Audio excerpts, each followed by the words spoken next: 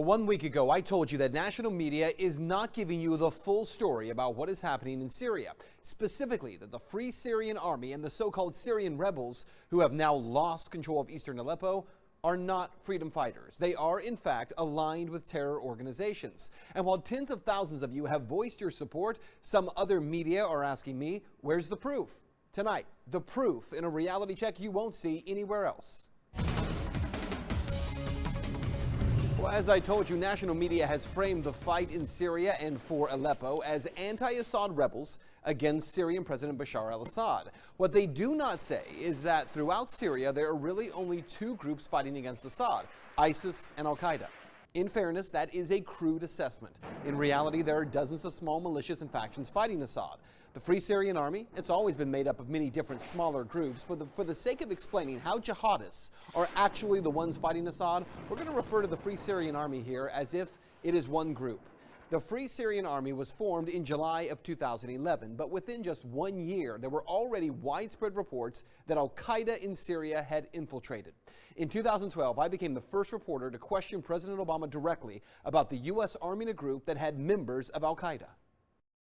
There's some concern about the U.S. funding the Syrian opposition when there are a lot of reports that Al-Qaïda is kind of heading up that opposition. How do you justify the two? Well, I share that concern, and so what we've done is to say we will provide non-lethal assistance to Syrian opposition leadership that are committed to a political transition, committed to an observance of human rights.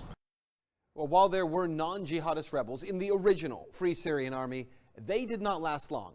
1 year later, in 2013, the CIA began delivering weapons to those Syrian rebels. The shipments began streaming into the country over the past 2 weeks, along with separate deliveries by the State Department of vehicles and other gear. A flow of material that marks a major escalation of the U.S. role in Syria's civil war. That was the Washington Post in 2013. But things only got worse because while the weapons were flowing in, well, so were jihadists. And by September of 2013, London-based global defense consultancy group IHS Janes reported that 10,000 of the estimated 100,000 insurgent fighters were linked to Al-Qaïda.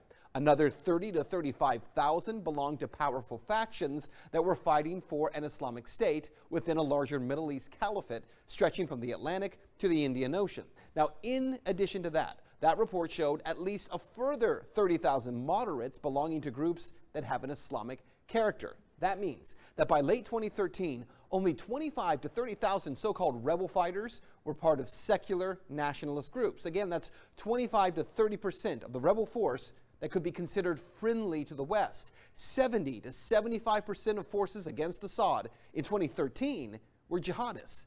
But that didn't stop the U.S. from sending funding and sending weapons. And with some members of Congress, like Senator Rand Paul, insisting that these rebels were jihadists, by 2015, the U.S. committed $500 million to find and train moderate rebels. Instead, by September, a major blow, 3,000 of the few remaining FSA fighters, they defected from the organization. They proclaimed their allegiance to ISIS. Those fighters belong to multiple brigades that form the conglomeration of the FSA. Also in 2015, the Pentagon publicly admitted that an additional 70 U.S.-trained Syrian rebels surrendered a weapons stockpile to al-Nosra. Fighters from Division 30, they surrendered to the Al-Qaïda affiliate group after crossing into Syria over the Turkish border. And as for that $500 million moderate rebel training program, that was halted a week later when the Pentagon admitted it had only trained 4 or 5 fighters. Not 400 or 4,000, 4 or 5. And it was in 2015 when the International Business Times reported that the moderate movement in Syria could be officially considered dead. As of last week, when the last U.S.-backed rebel faction disbanded its members, joining extremist groups such as the Nosra Front, the Al-Qaïda offshoot in the country.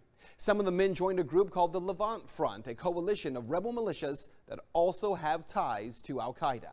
And again, that was 2015, and yet through 2016, weapons and funding from the West continued. In September of this year, 2016, the U.S. delivered 3,000 tons of weapons and ammo to fighters in Syria, including rocket launchers and anti-tank guided weapon systems.